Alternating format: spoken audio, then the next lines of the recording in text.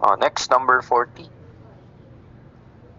Ito na yata yung pinakamaba na walang choices. Okay, so a 3-phase 100 kVA, so 2,300 volts, 60 Hz, 4-pole alternator or 4-pole Y-connected alternator having a synchronous impedance of 1.2 plus J20 ohms per phase delivers 34.5 kilowatt at 0.866 power factor to a 2,300 volts line. Okay, compute the voltage regulation. Okay, pangalanan lang natin to. So, di ba ito yung S, full load. Okay, so pag walang binanggit po, engineers, na type of loadings, assume full load. Okay, so just like in polyphase, so pag walang sinabing per phase, that is total. Okay, ibig sabihin, yan na yung naka-times 3 na. Okay, ganun din dito. So, walang binanggit po na no load yan. And then, usual naman na binibigay, okay, na voltage. Okay, so sa alternator natin, full load po yan. So, ibig sabihin, yan yung nasa nameplate mo. Okay, ito yung mga nasa nameplate, no? Yung mga values na yan, mga intro. Okay, so Y connected. Ayan, so ganun din dito. So, per phase delivers, so keyword delivers, so meaning yan yung load mo. Okay, let's say output. So, wala po ulit binanggit na type of loading, so that is full load. Okay, in case lang, no, na kailangan mo sa problem. Okay, so yan din, 2-3 volts. So, compute the percent regulation. So, again, percent VR. So, this is equivalent to. So, nakadepende na sa'yo, no? So, pwede kang gumamit ng line to line. Pwede ka rin gumamit ng per phase. So, depende po sa'yo yan. Okay, in my case, so sige, gamit na lang po tayo ng line to line values. Okay, then minus, so we have your full load voltage. Okay, line to line, so this is divided by the full load voltage, line to line. Okay, so from your polyphase also, so di ba turo natin, so since meron kang kung magki-KVL ka or may mga impedances ka, so dapat gamit ka ng per phase analysis. Okay, so i-drawing lang natin yung circuit natin. Okay, para lang po yung ng polyphase, no, na meron tayong source voltage, meron kang line impedance, meron kang load. Okay, ganun din po dito. So, mag-iiba lang siya ng pangalan. So, magiging kung polyphase, VAN, ZAN, ganyan. So, dito, VNL, VFL, Z-line, or Z per phase. Okay, so ano po ba ang connection natin? So, again, so that is Y. Okay, Y to Y tayo. Okay, so drawing natin. So, per phase. So, ito yung no load, let's say. Okay, so V no load per phase. So, syempre, meron tayong line impedance. So, that is always inductive. Okay, kasi winding po yan, no? So, may winding yung ating inductor, kaya coil yan, no? Okay, so yan yung impedance. Okay, leakage impedance. Ayan, so and then ito, or synchronous impedance. Okay, yan yung full load. Okay, so ito yung ibibigay niya. So, hindi yan literally na load, no? Okay, hindi yan yung, kunwari, hindi yan yung load na motor, ganyan. Yan lang yung ibibigay niya sa load. Okay, so ito yung sa alternator, tapos ito yung sa output niya. Pero ganyanin na lang natin sa circuit para mas madaling i-gets. Okay, so V full load per phase, so given. So this is line to line volts. Okay, so therefore, so since we are default of Y connection, so divide natin yan ng square root of 3. Okay, then also full load per phase, so pag walang binanggit na angle, and then also, that is your reference phasor, so angle 0. Okay, so binigay din yung power ng load. Let's say P out full load. Okay, that is 34.5 kilowatts. Okay, so and then that is, so we have your power factor of 0.866. Okay, so you have your given, so Z per phase, that is equivalent to 1.2 plus J20. Okay, so we have a simple series circuit, so current flowing in there is common. So let's say I per phase. Okay, so as you can see, so para ma-solve natin si VNL, so we will do a KVL equation. Okay, but first, so kunin muna natin si value ng ating current per phase. Okay, so since Y connection po yan, so I per phase, yan lang din yung full load, no? Full load current. Okay, so again, so since Y connection, so yung line-to-line current natin is also equivalent to per phase current. So solve lang natin, so using the equation of your power. Okay, so since kailangan natin yung angle, so ilagay natin. So for lagging, that is negative inverse cosine of 0.866. Okay, so that is now your I per phase. Ayan, so we have yours, so 34.5 times 10 raised to 3. Okay, so then that is equivalent to, so we have your square root of 3 times 2,300 and then times 0.866. Okay, so then we have angle negative inverse cosine of 0.866. So transform that into polar, so shift to 3. Okay, so that is 10 angle negative 30 degrees ampere. Okay, so then, so solving now for the no load voltage per phase, so we can use KVL equation. Okay, so kung hindi to, or kung nakalimutan mag-KVL, pwede mo na lang i-memorize yung formula, no? So, V no load per phase, so ang kailangan lang natin dito is the magnitude. Okay, so therefore, let's just get the absolute value. Okay, so V full load per phase plus I per phase, then multiplied by Z per phase. Okay, so yan lang po yan. Yan, so therefore, so V no load per phase now, so this is equivalent to, we have, so 2,300 divided by square root of 3. Okay, so that is your angle 0 degrees. Okay, then plus, so we have your current, so it is 10 angle negative 30. Okay, so then that is multiplied by the Z per phase, so 1.2 plus J of 20.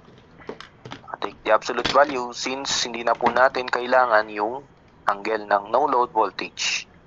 Okay, so from here, so you can get, so let's solve. So since lagging yan, so ang key mo dyan, dapat mas mataas yan sa 2,3 over square root of 3. So ilan ba to? 1,327. So dapat mas mataas dyan, no? Kapag leading naman, so mas mababa. Okay, so 1.2 plus 20i. Dapat greater than 1,3. Tama. So that is 1,447.98 volts. Okay, so sa percent VR naman, engineers, pwede mong gamitin yung line values, pwede mo rin gamitin yung phase values. Okay, so it depends sa'yo. Okay, so but for me, so ang gamitin ko na lang is yung line-to-line value. Diba? This is 1,447.98. Okay, then multiplied by square root of 3.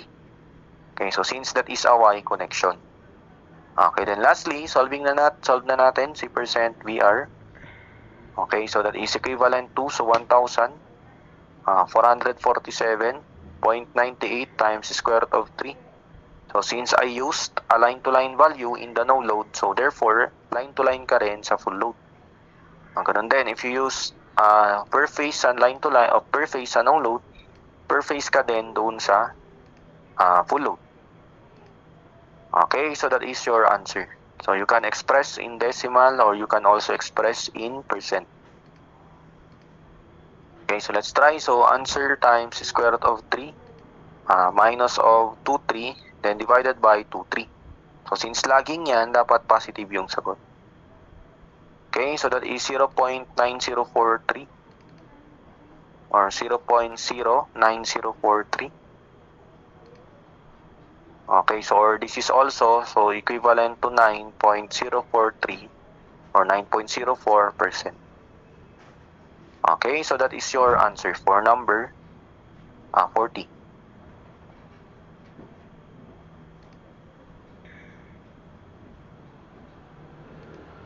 Okay, sige, paki-take note.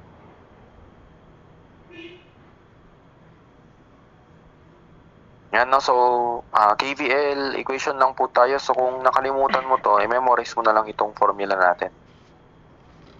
Okay, so tandaan, so yung kuryente dito sa load, pares lang din ng system. Okay, kaya kunin mo yan. So, minsan kasi ang binibigay ay S. Okay, minsan ay P. Okay, so sir, bakit hindi mo ginamit yung S dito? Okay, so ang gagamitin natin yung nasa full load. Okay, itong output, so yung keyword delivers. So though kaya pa niyang ibigay, so ibig sabihin nito engineers, okay, palitan na lang natin para hindi malito. So alisin natin tong, sabihin na lang natin to ay payload. Okay, so ibig sabihin niyan engineers, ang maximum na maibibigay ng generator natin at alternator is si 100 kVA. Okay, pero nga lang po, doon sa problem, ang binigay lang niya si 34.5 kilowatts. Kung kukunin natin yan, yung S niya, yan lang yung kailangan, o yan lang yung ibibigay niya. Okay, kasi siguro yan lang yung kailangan ng load. Okay, so palitan na lang natin, no, para hindi nakakalito. Okay, so yan IP load total. Okay, so hindi niya buong gagamitin yung 100 kVA niya. Sige po, that's number 40. Sige, solve natin. So next na walang choices. Or doon muna tayo sa objective problem natin. Your number 42. Okay, so the harmonic. So hindi naman to objective. Pero ang keyword mo lang dito, engineers, is kunin mo lang yung denominator. Okay, 7th. Letter E. Yan na yung shortcut.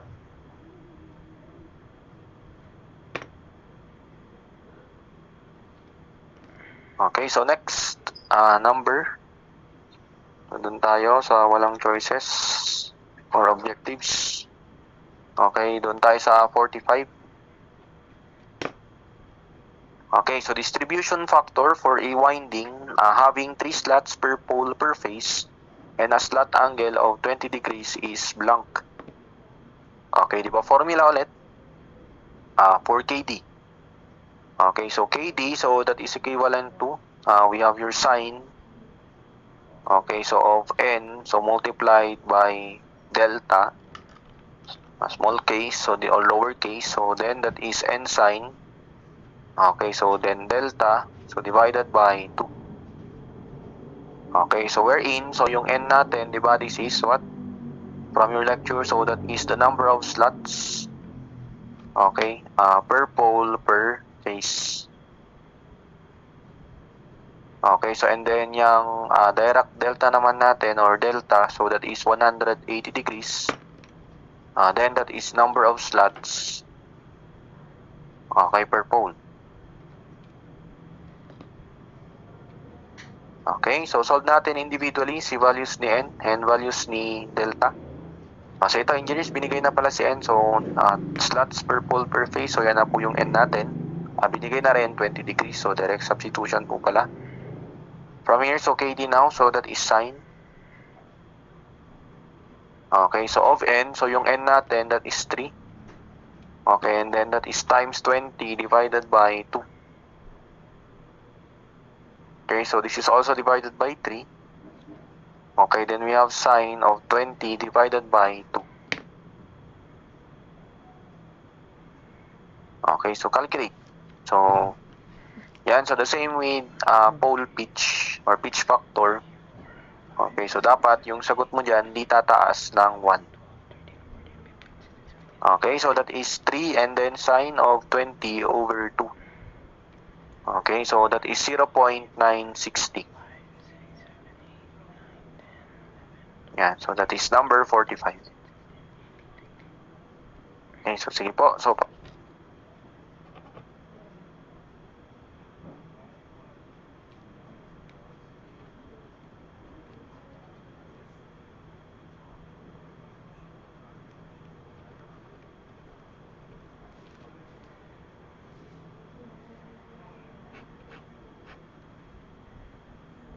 okay, so next, solve natin yung 46, 47, so objectives. Okay, so alternators, so mostly work on rotating field type principle, which is different from DC machines, where the field is stationary. So therefore, alternators, so answer is letter B. Okay, so work on Faraday's law. Okay, 47. So as load of power factor of an alternator becomes more leading, The value of generated voltage required to give rated terminal voltage. So, anong sagot yan? Okay, the value of generated voltage. So, ano ba yung value of generated voltage na yan? So, that is your no-load voltage. Okay, ano ba yung terminal voltage na yan? So, yung terminal voltage, yan yung full load voltage.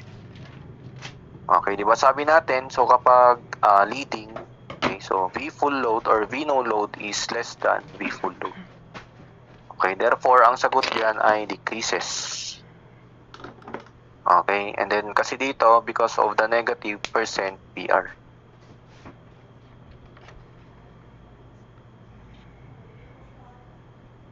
Okay, so yan si 47. So last two numbers tayo, 49 and 50. Okay, and then isolve natin siguro kung kaya nung 1 to 20. Yung mga may choices. Pero kung di kaya, si-flash na lang natin yung answers along with solutions. Okay, so 49. So single phase alternator gives 250 amperes at 12 volts. So what is the output of the machine in kVA? Take note, engineer, single phase, no? So kaya wala na yung times 3. Wala na rin yung square root of 3. Okay, S is equivalent to voltage multiplied by current. Okay, so therefore, so this is voltage 1,200. Okay, and then times the current ay 250. Okay, so therefore, that is now your S. So again, engineers, so ang sabi niya kVA. Okay, kung ang sagot nyo ay ganito, mali po So 300,000, mali po. Or 3 million ba yan? O 300,000, mali po. Okay, so since sinabi niyang kVA, so dapat kVA yung answer natin. Okay, that should be 300 kVA.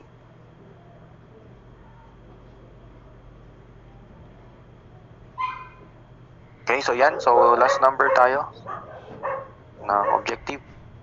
Okay, and then balikan natin. So siguro konti lang kasi 30 minutes na lang. Okay, kasi mag-flash pa tayo ng solutions. Okay, in last number. So the phase sequence of a three-phase alternator will reverse if... Okay, so alam naman natin yan, no? So phase sequence, syempre kapag i-reverse mo din yung rotation. Okay, the field current remains the same but the direction of rotation is reversed. Okay, so that's number 50.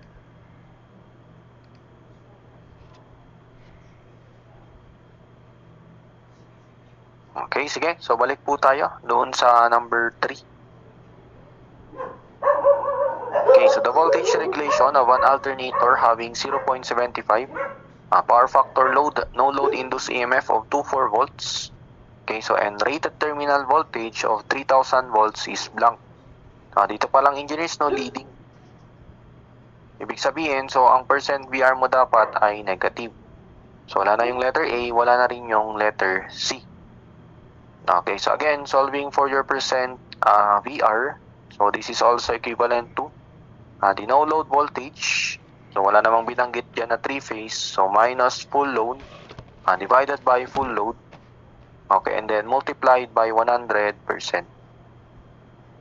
Okay, let's substitute. So to get the value of the percent VR, so that is 2,400. Then this is minus 3,000. Okay, so then this is divided by, so your 3,000. Okay, so times 100%.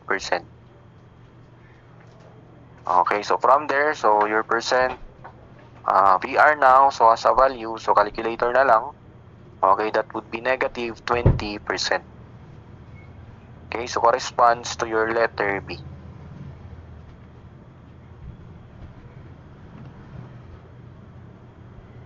Okay, so that's number 3.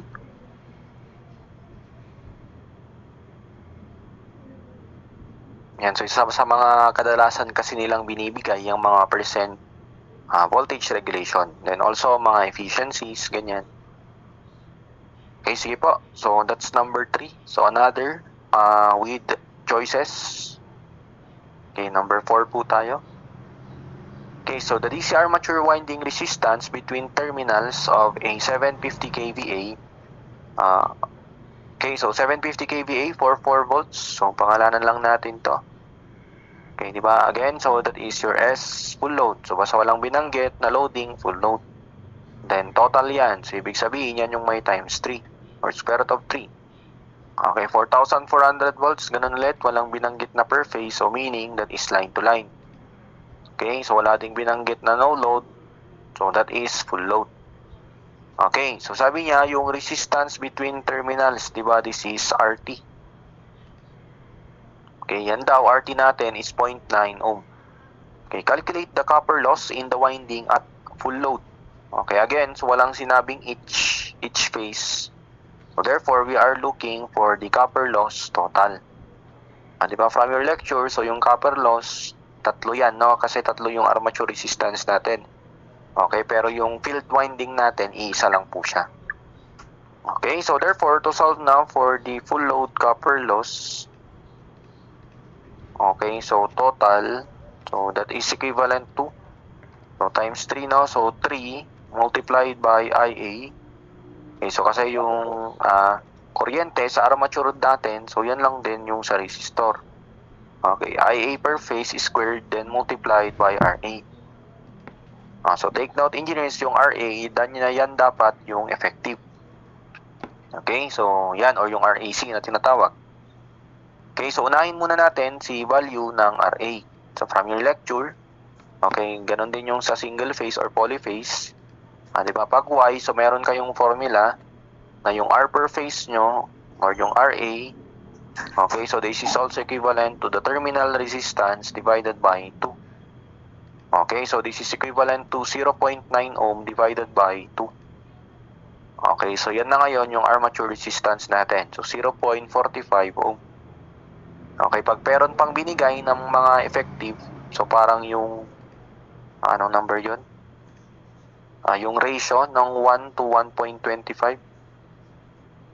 So meron yun dito. So anyway, paki-double check na lang, no? Pag may ganun pang given, so syempre, isasama mo siya sa calculation. Okay? So parang ito, so yung ohmic resistance. Pag may ganyan, isama mo muna. Or isama mo pa sa solution. But since wala, okay na po yan. Yan na yung RA natin. Okay, so since Y po ulit, so again, yung IA per phase natin, okay, ay parehas lang po sa IA line to line. Okay, so kunin natin si value ni IA, so makukuha mo yan by means of your S. Ayan lang din yung full load current, no? Okay, so again, so formula, so S is equivalent to, we have your square root of 3, then we have your voltage line to line, then your current line to line. So Janice, hindi na natin kailangan makuha yung angle ng kuryente since we are just solving for the real power. Okay, so IA line to line, that is equivalent to S total. So we have your 750. Okay, then this is times 10 raised to 3. Okay, so then this is divided by, so times 10 raised to 3 kasi kVA po yan. So we have your square root of 3, then multiplied by the line to line voltage, which is 4,400 volts. Okay, so that is now your value. So 750 times 10 raised to 3, then square root of 3 times 44. Okay, that is 98.41 amperes. Okay, so from that, so we can now get the value of your full load copper loss. So substitute. Okay, so the full load copper loss now. So pag naman half load, o di multiply nyo lang po yan ng x squared. Okay, pag half load. So anyway, gagamit nyo naman yun or madidiscuss naman po yun sa transformers. Andun na lang. Okay, so this is equivalent to 3. So then multiplied by IA line to line or IA per phase. So again, parehas lang po sila, no? Okay, kaya 3 then multiplied by, so we have your 98.41 squared. Okay, so then that is multiplied by RA, so which is 0.45. Okay, so from there, so that is now the value of your full load copper loss.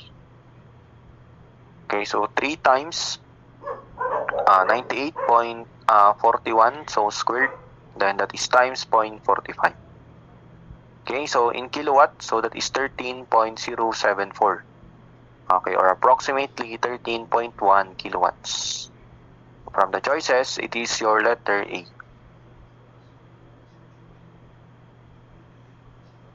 Okay, so yan po yung ating number 4.